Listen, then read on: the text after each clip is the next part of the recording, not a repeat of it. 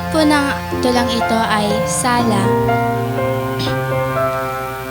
Nakatingin sa aming sala, tulala't nawawala.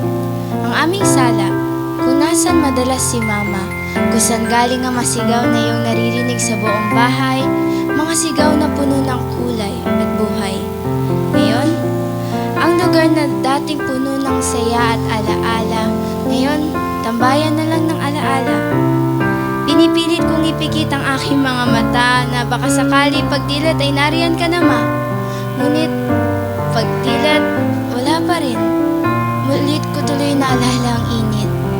Hindi lang ng iyong pagkain, kundi ang init ng iyong pagmamahal na galit, ang init ng iyong pagmamahal ng ako'y iyong yakapin. Mga oras na pinipilit mo akong paghugasin, sinasabi mong, anak, ito'y para sa iyo din. Mga oras na ako'y nawawala, naglalayas, ikaw ang aking naging kumpas. Patawad, Ma, kung ako may naging pasaway sa'yo. Bumalik ka na, Ma.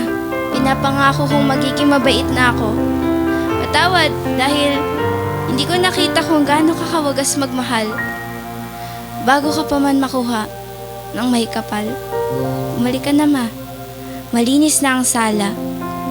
Na dati ay kailangan mo pa kumuha ng hanger pa bago ko linisin ang lamesa. Naalala mo ba ang mga oras na tayo tumatawa pagkatapos yung walis ay nasa kamay ko na? Ngayon, kailangan ko nang matuto magsariling gawa para ang bahay ay malinis at ikaw ay matuwa. Gagawin ko yun, Ma, kung ito'y iyong ikapapayapa. Huwag ka na rin mag-alala sa aking mga kapatid dahil alam ko na ang kanilang kailangan ng hindi na kailangan batid. Tinuruan mo ako, di ba? Kaya, Ma, huwag ka na mag-alala. Kami nang magkakapamilya ang bahala. Dahil sa iyo kami natuto. Natutong nagtutulungan ng isang pamilya. Natutong buhati ng isa't isa. Kaya, Ma, huwag ka na mag-alala. Kami na ng buong pamilya ang bahala sa isa't isa. Huwag ka na mag-alala. Matulog ka na ng payapa. Mahal kita, Mama. Hanggang sa muli.